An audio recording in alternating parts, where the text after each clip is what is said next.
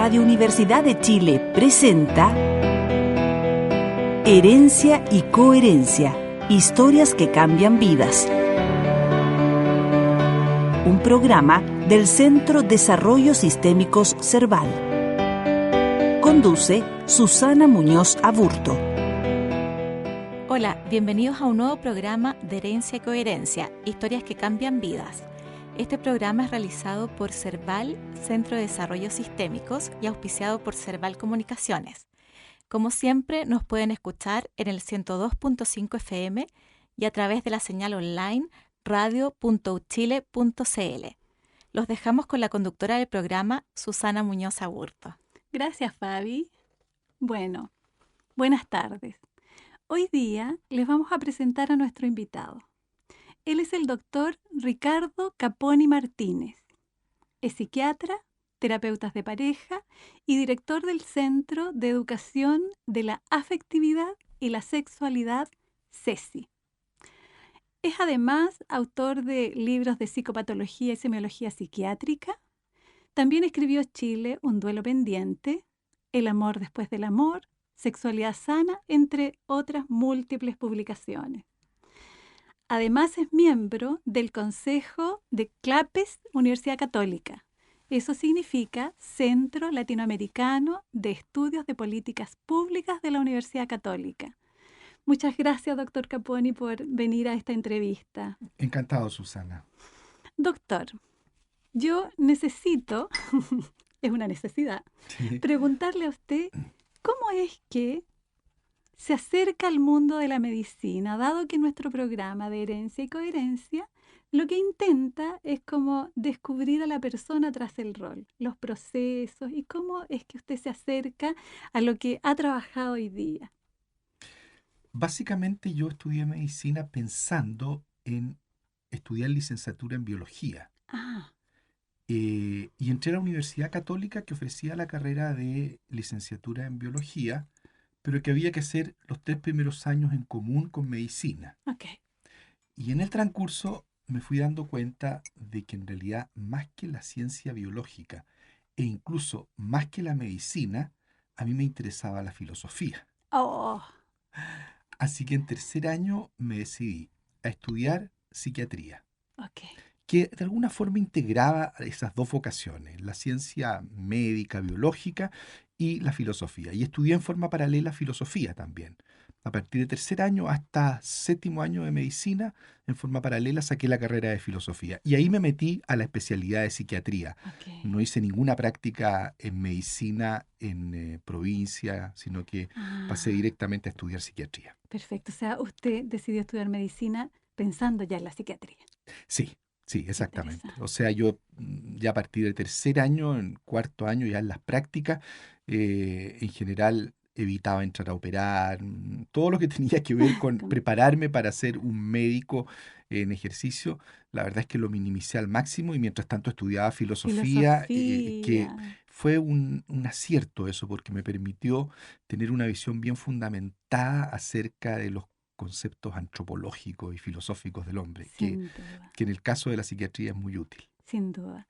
Y este amor, voy a ponerle amor, la palabra amor, amor por la filosofía y por el comportamiento y por la mente humana, ¿desde cuándo? En realidad eso yo lo tenía desde chico, leía bastante, me interesaban esos temas, pero no se me habría ocurrido estudiar filosofía a secas, porque tampoco encontraba que yo era tan apto ni era una vocación tan fuerte, pero siempre la tenía. Y cuando ya tenía cerca de 20, 21 años, ahí me apareció con más fuerza la vocación. Y fue por lo siguiente, mientras estudiaba medicina en tercer año, un jesuita, Arturo Gaete, hacía clase en la Católica de Hegel y nos invitó a los estudiantes de medicina que no teníamos tiempo durante la semana a estudiar filosofía, a que nos juntáramos los sábados en un grupo que era muy entretenido. Tuve compañeros muy interesantes, muchos de los cuales han sido políticos connotados, que nos juntáramos a estudiar filosofía Ok, y fundamentalmente el pensamiento moderno. perfecto. Como yo soy de Concepción, Es de Concepción. claro, y vivía en un pensionado muy entretenido acá en Santiago, el José Ajá, María Caro. ya. Entonces, bueno, me parecía estupendo los sábados dedicarlo a la A la filosofía. filosofía. Y a partir de ahí, Arturo Gaete me dirigió a que estudiara, como no me interesaba tanto sacar el cartón de filósofo, Ajá. me ayudó a que yo estudiara con los mejores profesores en cada rama de la filosofía. Ay, qué interesante. Entonces fue muy interesante porque él me contactó con Giannini para estudiar los presocráticos, Ok. con Narvarte, que era el que más sabía de Platón, Ajá. con Juan de Dios Vial Larraín para estudiar Descartes. Con Perfecto. él mismo estudié Hegel, eh, eh, Kant con Velázquez, o sea, todos autores muy buenos, lo cual me dieron una formación muy, muy interesante, muy adecuada. Sólida y profunda, ¿no? Claro, claro. Ujú, Ah, sí. y lógica con Alfonso Gómez Lobo, Ah, el papá del ministro del Transporte, que era un gran filósofo. genial. Mm. Y desde ahí, la aproximación a la psiquiatría. Se la vivió usted la psiquiatría? La aproximación a la psiquiatría fue que me di cuenta que la filosofía podía ser muy bien integrada a la medicina en la psiquiatría. Ok. Y tuvo una influencia muy importante de un profesor que fue un gran profesor de psiquiatría. Yo diría que durante la década de los 60 y 70 tuvo una influencia muy grande en la psiquiatría, que fue Armando Roa. Sí. Y él era un psiquiatra filósofo. Mm, Él había estudiado filosofía, era muy amigo de Juan de Dios Vial ok. Larraín y un grupo de filósofos de esa época, Ajá. y nos hacía unas clases muy entretenidas donde integraba esta mirada más médica de la psiquiatría con una mirada más filosófica. Filosófica. Y eso me Mm. fascinó. Ah, Y él también me empujó bastante. Yo empecé a ser ayudante alumno desde tercer año de medicina, fines de tercer año de medicina, ajá. hasta que terminé la carrera, y él me empujó mucho a que hiciera estudios de filosofía, que eso me iba a ayudar mucho. Genial. ¿Y su familia de origen? ¿Qué decía de este recorrido que usted iba haciendo? Eh, Mi madre lo encontraba muy interesante, ¿Ya? pero mi padre lo veía con mucho recelo. Ok. No, él me decía, ¿por qué no estudias? ¿Por qué no te formas como un cirujano? Me decía, ¿para qué te vas a enredar la cabeza? Además, hace 40 años, 40, 45 años, eh, la psiquiatría era una especialidad de la medicina que se miraba con cierto recelo, Claro. porque no había muchos instrumentos para ayudar a los pacientes. No es Ajá. como hoy. Hoy Exactamente. día la psiquiatría es una de las 4 o 5 grandes especialidades de la medicina que se mira al mismo Mismo nivel que nivel. medicina interna, cirugía, pediatría, obstetricia, o sea, porque existen muchos psicofármacos y muchas herramientas de ayuda. Entonces, en ese tiempo era más bien algo como raro, era un poco de locos. O Ajá. sea, la Sí. diferencia entre el psiquiatra y el loco era que el psiquiatra cerraba la puerta por fuera Ok. nomás. ¿No? Así se decía en ese Así tiempo. se decía. Eh, entonces, mi mamá, y yo creo que justamente de ahí viene mi vocación por lo humanista, tiene una vertiente muy abierta y muy vital, muy humanista de la vida. En Ajá. cambio, mi papá no, mi papá era un comerciante, empresario, muy pragmático, que me Pragmático. dio, yo creo, una identidad muy valiosa en ese sentido. Entonces, todas estas cosas que se salían un poco de lo convencional, a él lo ponían Me nervioso. ponía nervioso, Pero mi sí. mamá no, todo lo contrario. Ella confiaba plenamente en que yo hiciera mis aproximaciones en la línea que a mí me pareciera. Ok. Pero a pesar de todo, o sea, mi papá ponía esa actitud un poquito reticente, pero me apoyó al estudiar filosofía. Yo tuve que atrasar un año la carrera de medicina y él me dijo que no tenía ningún problema. O sea, en todo me apoyó, Mm, pero su mirada era un poquito más alerta. más alerta. Claro, Ok. Sí, como este apoyo, pero incondicional. claro, Ah, pero no iba más allá de no eso. iba allá de eso. Sí. Bien. O sea, el apoyo materno fue fundamental para desarrollar toda la potencialidad de las humanidades. Sí, sí. sí, sí. Importante. Y eso es algo de lo que yo he trabajado mucho en temas de pareja, la importancia de la implementación entre lo masculino y lo femenino, donde Perfecto. lo femenino no es prerrogativa de la mujer ni lo masculino del hombre. Ajá. Entonces, justamente es muy interesante un hombre con fuertes identificaciones femeninas como una mujer con importantes identificaciones masculinas, Perfecto. porque fue algo que yo mismo viví en mi propio desarrollo. En su propio desarrollo, Mm. sí. Y fundante eso para poder trabajar los temas de pareja. Sí, sí, sí, porque la estabilidad de la pareja dentro de los cuatro grandes pilares que constituyen una relación de pareja estable, que es la calidad de la comunicación, la contención, el amor sexual y los proyectos en común, la comunicación es muy importante. Y dentro de eso entonces hay que tener la capacidad de identificarse por parte del hombre con Ajá. los aspectos femeninos de su mujer Perfecto. y la mujer identificarse con los aspectos masculinos de su pareja. Perfecto.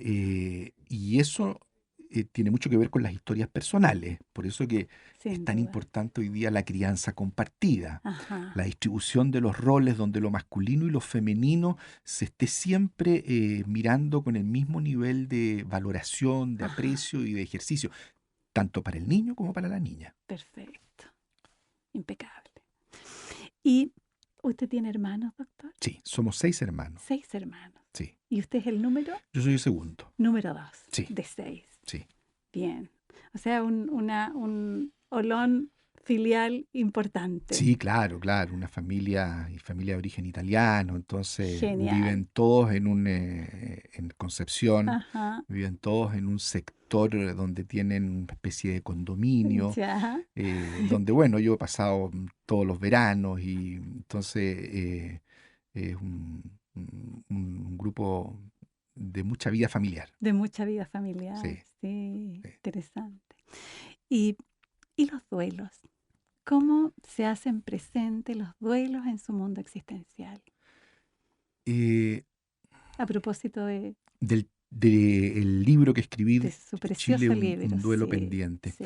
Bueno, eh, la formación psicoanalítica, pues yo soy psiquiatra, me formé después de ser médico 3 años de formación médico-psiquiátrica. Es una formación médica, fuertemente en la perspectiva de la ciencia del organismo y del cuerpo. Ujú. Y yo tuve la sensación, después de hacer una práctica en esa línea y trabajar mucho con psicofármacos, de que me faltaba, y esto iba a ir en sintonía con mis motivaciones filosóficas, me faltaba la parte más psicológica, Ok. más cercana como lo que podríamos llamar el alma del ser Sí. humano. Mm. Y a mi juicio, en ese momento, quien daba la mejor formación era la formación psicoanalítica, el Ok. Instituto de Psicoanálisis. Y esa es una formación de varios años donde uno tiene que hacerse un psicoanálisis personal. Ajá. Yo me psicoanalicé varios años, con 4 a 5 sesiones semanales. Es un trabajo muy profundo, Muy profundo. donde uno va tomando conciencia de la importancia de los duelos en la estructuración de la mente. O sea, la importancia de todos los duelos que yo fui viviendo desde que tengo uso de razón, Ujú. desde que me tuve que alejar de la casa del hogar inicialmente para ir al jardín infantil o al Mm. colegio, después en la adolescencia mi salida de Concepción, dejar toda mi familia y venirme a Santiago. Ese fue un duelo Tremendo. muy fuerte porque yo tenía todo un sistema ahí bien como afiatado, mis amigos, y un poco en una cosa un poquito loca, loca de la juventud, de estas cosas Ujú. idealistas. Tenía un gran Sí. amigo que también era muy idealista, y él se vino a Santiago a estudiar física, pero tuve que hacer el duelo de ese Sin duda. pasado Sí. que era muy complejo el renunciar a todo eso. Ese fue mi primer duelo. Y estos duelos los fui yo viviendo de alguna manera en mi psicoanálisis, Ujú. y tomando conciencia de la importancia de los duelos en la estructuración de la mente. Mm. Y el duelo que significa dejar la figura del padre idealizado para pasar a una adultez en la que el papá se mira ya en forma más simétrica. Ujú. eh, eh, y me encontré con, eh, con unos textos y con un grupo de amigos también con los que tenía relaciones muy cercanos a la política, a los estudios sociológicos, Ajá. conversando mucho sobre el tema de lo que estaba pasando después del golpe militar y en el retorno ya a la democracia respecto de los detenidos desaparecidos y lo que Sí. había pasado en la sociedad. Ok. Y en ese sentido también mi señora eh, tenía una visión muy interesante sobre estos temas Ok. y muy profunda. Ella es matemática, es doctora en matemática de la Universidad Católica, pero Sí. también con mucha vocación por los temas sociopolíticos. Ok. Por tanto, conversando con ella me di cuenta de repente que tenía un libro en la cabeza, Ya. que tenía algo que decir sobre el tema desde el punto de vista de los análisis psicosociales. Perfecto. Y me senté a escribir el libro. Y en realidad ese fue un libro que escribí relativamente rápido, en 1 año y medio ya había sacado el libro adelante. Perfecto. Mm. ¿Y cuál fue el impacto que generó su libro en el mundo social?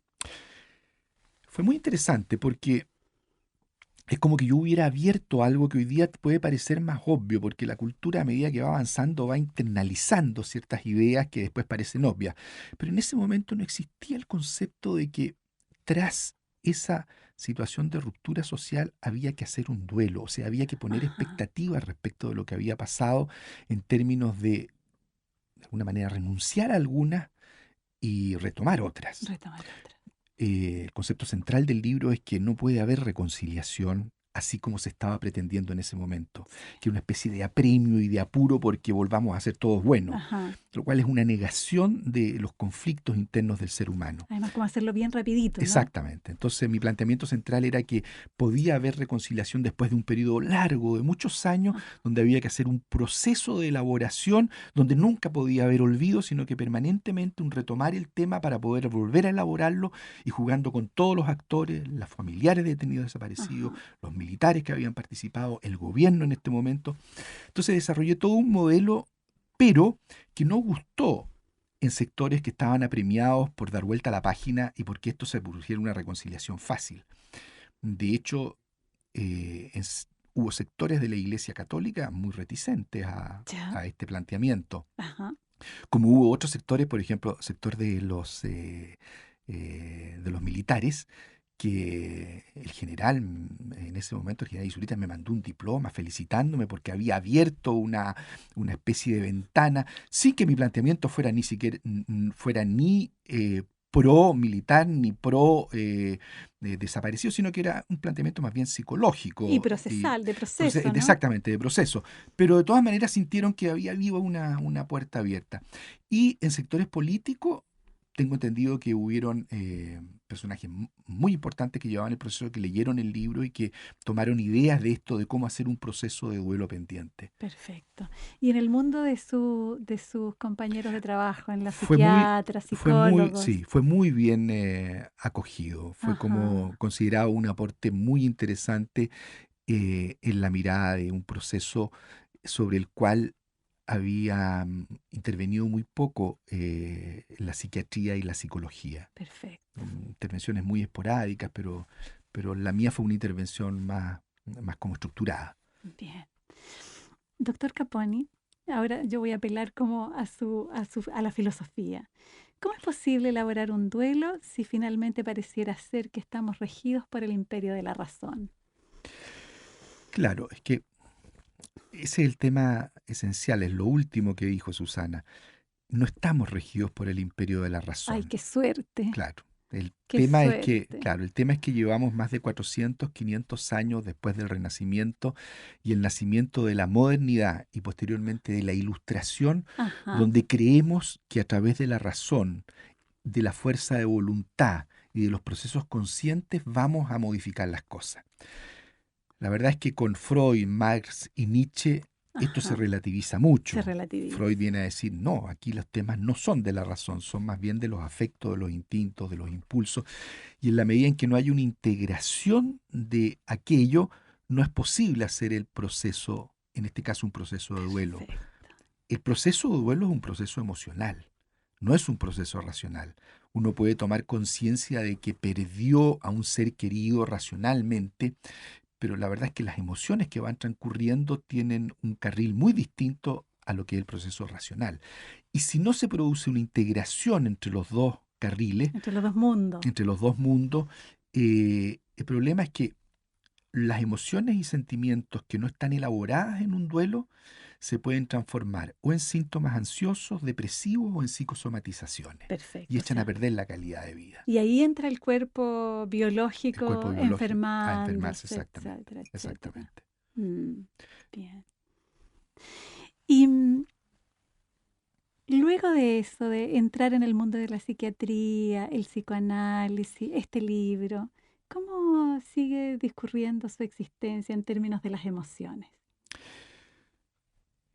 Bueno, en términos de las emociones, lo más importante no ha sido mi carrera profesional, pues ha sido mi carrera familiar, en realidad. Mi familia, mi mujer, mis hijas, tengo 3 hijas, 3 hijas. sí, sí, y bueno, y eso yo diría que ha formado lo más importante en términos de mi realización personal. Perfecto. La familia. La familia. Ahora, debo decir que he tenido una familia que me ha apoyado siempre mucho en El toda mi vida recorrido, profesional, eso. entonces se complementan muy bien. Eh, y ahí diría eh, que está llena de gratificaciones, de muy buenos momentos y los conflictos propios de lo que implica llevar una vida familiar y una vida en la intimidad. Exactamente. Pero mm, diría que fuera de un golpe muy fuerte que sufrimos al interior de la familia por la muerte del que era la pareja con la que ya se iba a casar mi hija. Ese fue un golpe muy serio que tuvimos, un momento muy difícil para todos, pero que bueno, pudimos irlo elaborando, enfrentando. El resto ha sido una vida afectiva, familiar, emocional, muy grata, Como muy llena de música. sí, no sé si decirlo así, Solo estoy pensando en pero los tangos, gratificante, doctor grata. Caponi. Ah, en los tangos. Ah, sí. Ah, sí. No, eso tiene que ver con mi vocación musical. Nunca he Sí. sido muy buen músico, siempre me ha gustado mucho la música, pero así de tener mucho talento, yo creo que no. Pero estudié acordeón. ¿Ya? Estudié acordeón cuando chico, en eso me apoyaron mucho. Mi papá era muy músico, Muy le gustaba mucho músico. la música. Entonces, y yo creo que esa fue una vertiente de comunicación muy importante. Y también tiene mucho que ver en esto un tío mío que me influyó mucho en mi identidad profesional también. Ok. Porque mi papá era empresario, comerciante. En cambio, este tío mío era abogado, muy ¿Ya? lector y muy humanista Genial. y muy gozador de la música.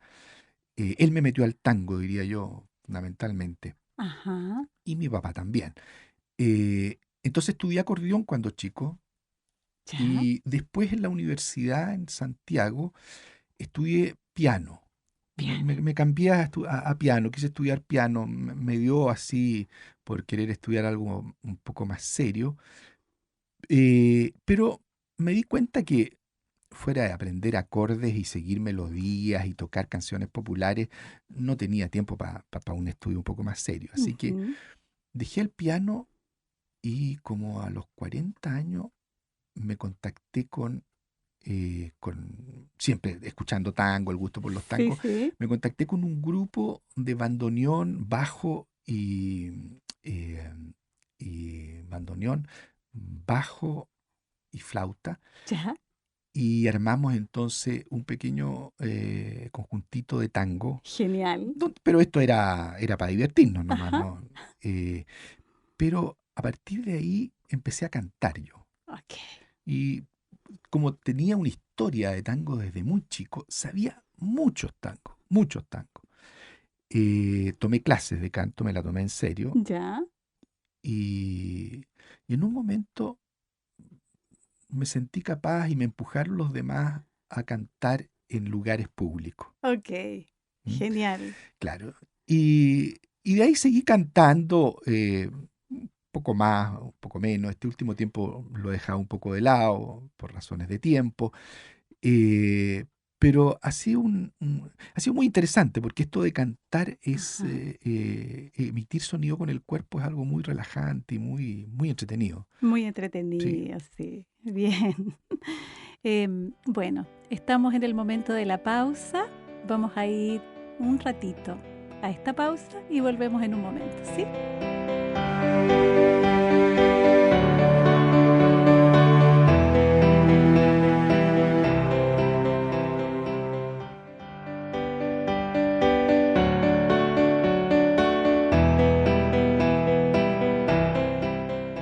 Bueno, estamos de vuelta con el doctor Ricardo Caponi.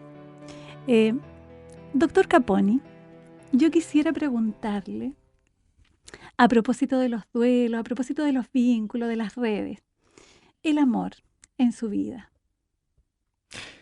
El amor en mi vida personal. En toda su vida. Bueno, el amor en mi vida personal tiene que ver con lo que hemos hablado, con mi familia de origen, Sí. con mi pareja, mi mujer, con mis hijas, Ajá. con mis amigos, ¿m? Y también mi amor con Dios. Yo soy creyente y Con tengo una Dios. relación de amor con Dios. Con Dios. Eh, pero dentro de los aportes que yo he hecho en la línea de mi oficio en relación al amor, yo creo que está el libro que escribí en el año 2004 sobre el amor después del amor, El amor después del amor. donde mi objetivo fue escribir un libro para los jóvenes, ¿Ya? poniendo el acento en la importancia para el pronóstico de la relación de pareja, Sí. en la calidad de la elección de la pareja. Perfecto. Y el amor después del amor es el enamoramiento que pasa al amor sexual maduro. Ya. Y que entonces hay que saber muy bien o hay que tener una cierta lucidez o conocer lo más posible a la pareja para que una vez que termine el amor y que se pierda el enamoramiento, perdón, y que se pierden entonces todas las idealizaciones propias Ajá. de esa relación, seamos capaces de pasar, aterrizar las expectativas a un amor que ya no tiene tanta fantasía, sino que está basado en un encuentro mucho más realista con el otro. ¿Y Sí. cuáles son las variables en las que se juega ese amor sexual maduro, que tiene que ver con lo que mencioné hace poco, la calidad de la contención, de la comunicación, los proyectos en común Los y la vida proyectos sexual? y la vida sexual. Eh, ese, ese fue un trabajo que me tomó 4 o 5 años y fue de muy buena acogida. Perfecto. Muy interesante. Se agotaron las ediciones que se publicaron. Ajá. Hasta el día de hoy está agotado, pero tengo en vista la posibilidad tal vez de subirlo a un sitio de internet, porque creo que es un aporte a la mirada de la relación de pareja Y es fundamentalmente. para que sea accesible, ¿no? Evidente, Como para que sea exactamente. accesible y Claro, las personas puedan como resonar con eso, ¿no? exactamente. Y el amor al mundo social, en el retorno a lo social, doctor Caponi, a propósito de el Centro de Educación de la Afectividad y la Sexualidad, CEFI. Ah, sí. Eh, Cuando escribí el libro El amor después del amor, me invitaron mucho en distintos lugares, universidades, colegios, a hablar del tema y me di cuenta que había un vacío enorme en la concepción de una sexualidad de calidad, digamos. Ok. Había un sector muy grande de sexualidad reprimida, Ajá. como también un sector muy grande, especialmente en la dinámica machista y masculina de sexualidad disociada. Perfecto. Y ahí me di cuenta de la importancia de hacer una educación en la sexualidad orientada fundamentalmente a la integración de la vida afectiva con la vida de la excitación sexual. Perfecto, como tendiendo puentes, ¿no? Exactamente. Ok. A partir de eso me puse a escribir los textos centrales. Me pasé unos 4 años escribiendo los textos centrales de esta educación integral, Ajá. donde lo importante es que ni la sexualidad de la mujer esté reprimida, Mm. porque después tenemos una mala vida sexual con mujeres que tienen bajo deseo sexual o conflictos en la calidad de su sexualidad, ni una vida sexual disociada por parte de los hombres donde la excitación no se integra a la Al afectividad. mundo afectivo. Entonces, Ujú. a partir de ahí empezamos a trabajar con colegios Ya. y el 2010 me di cuenta que el grupo que tenía para trabajar en los colegios estos temas hacía que fuera muy difícil el poder extender esta educación. Ok. Entonces la transformé en un sitio web Ya. al cual los colegios pueden tener acceso para trabajar con sus alumnos. Y dentro de ese proceso, el año 2014, más o menos, hace como 3 años atrás, nos dimos cuenta que acá lo más importante era, si bien formar a los profesores en los temas para que ellos pudieran transmitir, era entregarles un material Ya. suficientemente entretenido, fácil de exponer y de trabajar con los alumnos. Y nos dedicamos a trabajar entonces exclusivamente en torno a materiales. Y en este momento tenemos más de 300 talleres Ajá. exclusivamente dedicados a que los profesores los puedan aterrizar en la sala de clase, Perfecto. desde prekinder hasta cuarto medio. Genial. Con lo cual entonces un alumno que ha tenido una vivencia en estos temas con talleres, Sí. 30 talleres desde prekinder hasta cuarto medio, termina con 350 talleres en el cuerpo y la verdad es que con una mirada no solo de la sexualidad, porque en el camino nos dimos cuenta que aquí lo que había que trabajar era el manejo del impulso. Perfecto. O sea, nos transformamos en un centro de formación de la afectividad y la impulsividad. Y en el fondo, lo que trabajamos es el impulso agresivo, el impulso sexual y el impulso adictivo. Un adulto que maneja bien estos 3 impulsos es una persona muy sana, Sin duda. que maneja bien su impulso agresivo, su Ajá. impulso sexual o su impulso adictivo. Yo diría que en mi experiencia clínica, los grandes perturbadores de un desarrollo psíquico sano son la impulsividad en estas áreas. En estas áreas. Sí. Sin duda. Así que en este momento estamos trabajando esos 3 impulsos en los colegios a través de talleres y con una formación en los profesores que les permita, una formación muy amigable, que les permita básicamente bajar estos materiales a la sala de clase. Y un profesor, en la medida en que va trabajando estos materiales en la sala de clase, se va haciendo un experto. Y también se va reparando a sí mismo, ¿no? Ah, eso ha sido muy interesante, ¿Cierto? porque en la práctica ha resultado que a los profesores les interesa mucho hacer el curso porque les sirve para sus hijos y para su propia pareja, Exactamente. porque somos muy ignorantes en el mundo de la sexualidad Sí. todavía. Entonces es como que opera como un multiplicador. Cierto, Genial. sí. Genial. Doctor Caponi. Y esto a propósito de lo que me decía Susana, de que ustedes han invitado a estos programas siempre a alguien con vocación social, con Sí. alguna entrega. Y Sí. esto para mí ha constituido, porque yo trabajo en clínica y trabajo con pacientes en la consulta, Ajá. y siempre tenía un poco esta inquietud por dar una entrega que tenga un carácter un poco más social. Ajá. A eso iban mis libros. Pero esto es un trabajo ya más práctico. Yo voy a los colegios, voy a las escuelas en cualquier parte de Chile, En cualquier parte. a hacerles charla a los padres y apoderados. Entonces es un trabajo muy interesante desde el punto de vista del aporte a la sociedad. Y muy vinculante, Y muy ¿no? vinculante, Muy claro. vinculante. Claro. Sí, sin duda. En ese sentido, el valor del vínculo para usted, doctor Caponi. Bueno, el vínculo es lo esencial en el concepto antropológico del ser humano. Ajá. Los seres humanos, más que seres muy inteligentes, somos seres sociales.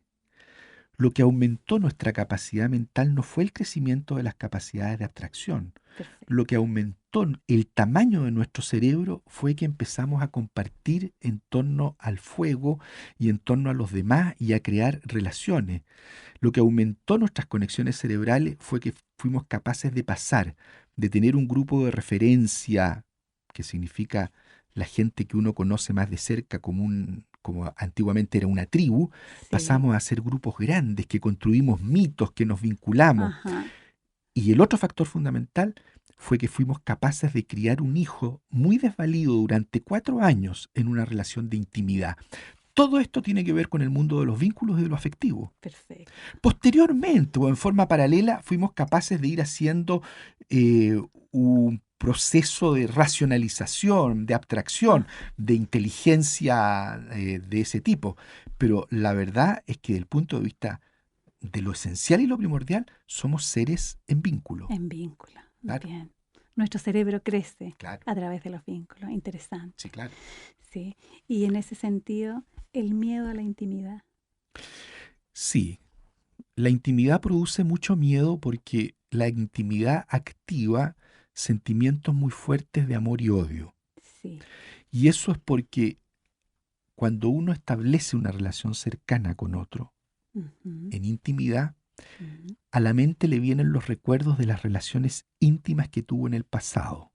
Sí. La más importante es con la madre, pero esa relación íntima con la madre tiene un aspecto de fusión, Ujú. o sea, el temor a que el otro me coma, por el deseo que el otro me coma, lo estoy diciendo en un sentido muy figurado, Y bien amplificado. Sí. pero es en el fondo la pasión por meterme en el otro, Mm. pero al mismo tiempo eso me da susto porque me va a anular.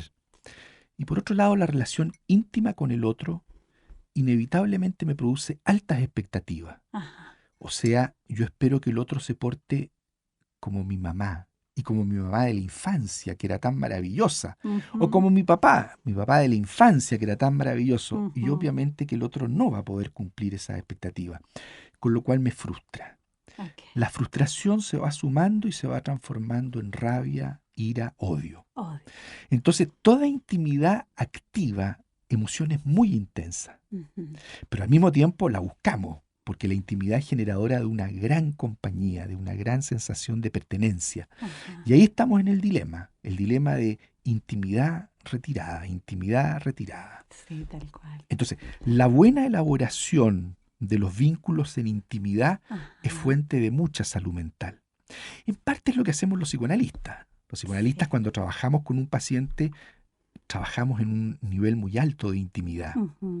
y por lo tanto se activan muchos de estos sentimientos y emociones y las elaboramos junto al paciente. Ajá. Y eso hace que el paciente adquiera entonces una resiliencia, una inteligencia emocional muy importante, Que le permite moverse que en le la permite intimidad, moverse ¿no? en el mundo de la En intimidad el con mundo más de la soltura. intimidad y con menos miedo a establecer vínculos y Exactamente, armar red, ¿no? exactamente. Perfecto. Sí. Interesante. Y el miedo como generador de la violencia, ¿cómo se articula el miedo y la violencia? A propósito de lo que existe en el mundo social, cómo se va, como el impulso de la violencia, cómo se va multiplicando también, ¿no? Claro, el tema de la violencia nos lleva a, a un tema esencial que justamente le decía que es lo que hay que trabajar desde niños, que es la agresión. El ser humano tiene un instinto a la agresión que es sumamente sano, porque es muy Ujú. estructurador del funcionamiento mental. Y de hecho, el buen manejo de la agresión es uno de los elementos más importantes en el análisis diagnóstico de una persona. Cómo maneja la agresión una persona dice mucho acerca de la sanidad mental que tiene. Ujú. Y ahí me refiero a la agresión al servicio de la defensa, la agresión al servicio del respeto, de mi dignidad, de mi orgullo, de no dejarme pasar a llevar, la agresión al servicio de la justicia, Mm. al servicio de no dejar que a otros que forman parte de mí sean pasados a llevar. Ujú. Y por lo tanto, el buen manejo de la agresión va a permitir que yo vaya en el mundo con una sensación de seguridad, en que no voy a ser ni agredido por venganza de parte de los otros, que voy a tener la fuerza suficiente para poner límite Ujú. y que voy a ser capaz de denunciar las situaciones viciadas de abuso, de injusticia. El problema es que en este juego que se describo y que lo describo como tan limpio, ¿no? Ujú. Se van produciendo muchos desencuentros en Mm. los que se va activando un nivel más alto de agresión, de rabia, que se transforma en violencia. Ok. Y la agresión entonces ya no pasa a ser una agresión al servicio de la defensa ni de la creatividad, sino que pasa a ser al servicio de aniquilar El aquello otro. que me está perturbando, Perfecto. aquello que me está frustrando. Ujú. Y ahí la agresión adquiere un carácter de violencia. De violencia. Y esta violencia se puede ver en las relaciones íntimas, Ujú. desde la relación con los hijos, con la pareja, con los padres, la relación en los grupos y la relación de violencia en la sociedad, Ok. que termina siendo una resultante de un mal manejo de la agresión. Primariamente, ¿no? Exactamente. Sí.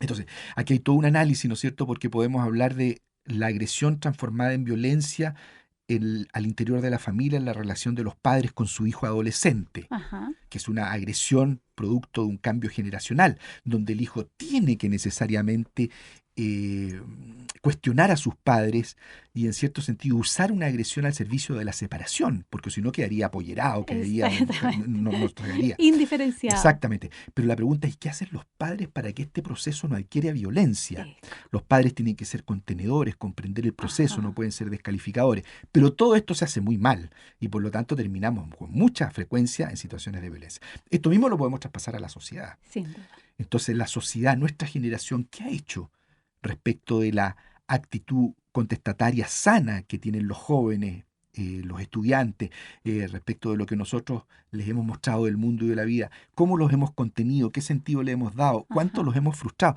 Y cómo finalmente entonces en esta imperfección se han ido transformando elementos que podrían haber sido de sana agresión al servicio del desarrollo y crecimiento de la separación sana en En violencia. violencia.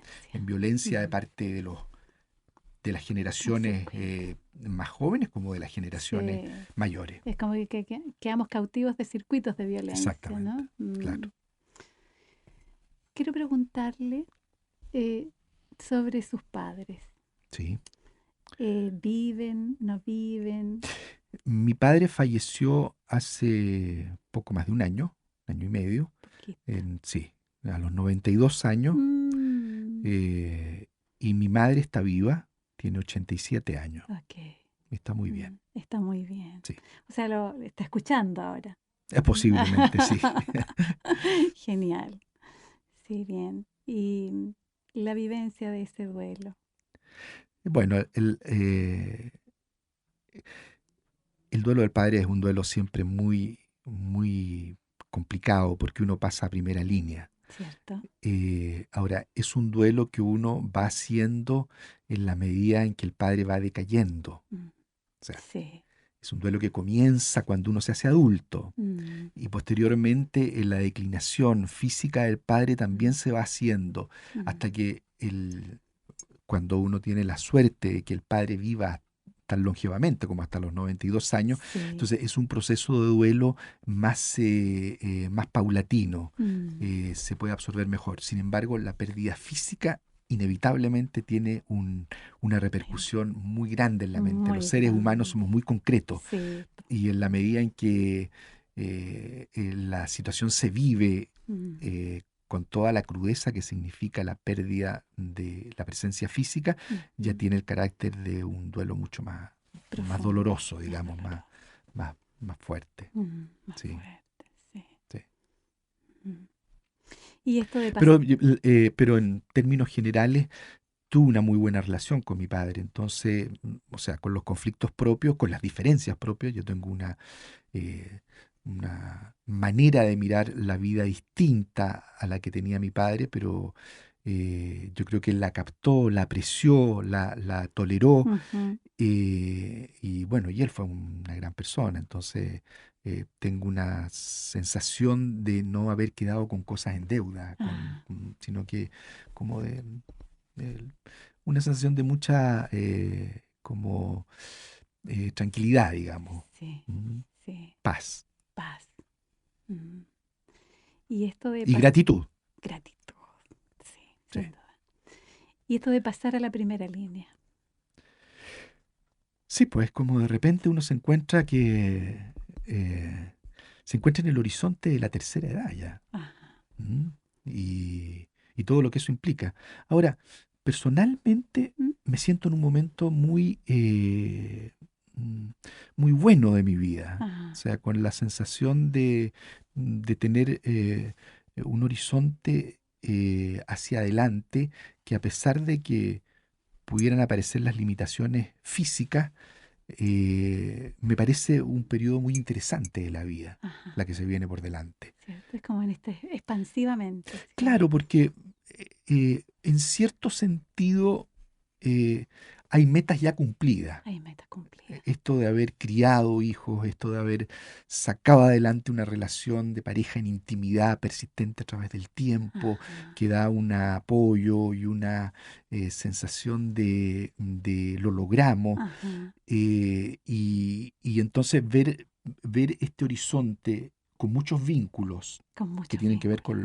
con la familia, los Sí, nietos, los ¿ah? nietos. Los nietos que son como resplandores de vida que están empezando a salir y Ah, que ayudan en los momentos en los cuales la vida se va poco a poco debilitando. ajá, Y, eh, y al mismo tiempo una cierta libertad para explorar ok, horizontes que cuando uno es muy joven todavía no se atreve tanto. ok. O sea, es como que ha ido como aumentando el coraje. Sí, sí, Genial. sí, Mm. sí, sí. Y, y tengo la impresión, estoy trabajando un libro desde hace más o menos 7 años, 8 años, Ajá, que es sobre este tema, el tema del bienestar subjetivo y la estabilidad emocional, de qué depende. ok. Y en parte tiene que ver con el coraje y la audacia con la que uno se expone a la vida, Perfecto. porque eso es lo que aporta finalmente recursos para ir enfrentando los desafíos que la vida va poniendo. Sin duda. Entonces, es un trabajo que me tiene muy, muy interesado. De más. O sea, como el coraje, la valentía de vivir la vida, que Claro, también es como vivir la muerte, ¿no? claro, claro. Mm, sí. Doctor Caponi, y a propósito de esto de la primera línea, los duelos, las pérdidas, es como acerca de la trascendencia.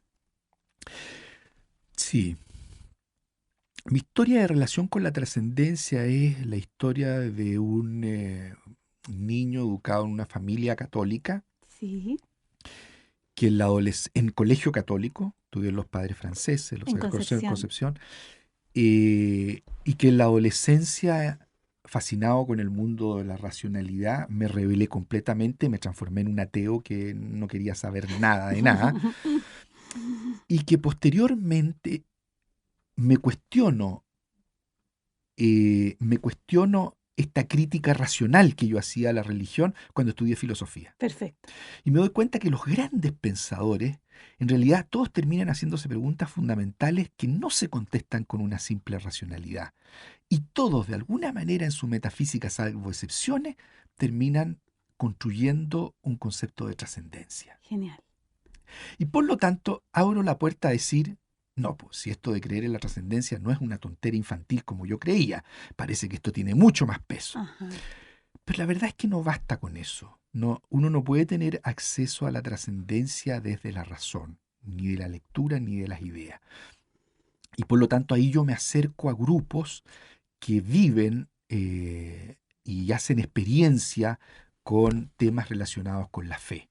Y a Perfecto. partir de ahí entonces voy desde una experiencia práctica mirando el valor que tiene una aproximación trascendente a la realidad. Ok. Y eso se va constituyendo en mí en algo eh, de lo cual he seguido pensando, elaborando con grupos y trabajando, porque o si no se transforma esto en experiencia en el sentido profundo de la palabra, o sea, mirado desde el punto de vista psicológico, experiencia en la cual uno se abre y se expone Sí. a la locura que puede significar todo esto, Ajá. si es que uno no lo trabaja desde una perspectiva dura, o sea, quiero decir, Honda, profunda. no blandengue ni Sí. sentimentaloide, sino Sí. que de una perspectiva que sea muy contundente, Ujú, consistente. Si no lo mira desde las categorías del conocimiento complejo, o mm, sea, no del conocimiento estrictamente racional ujú.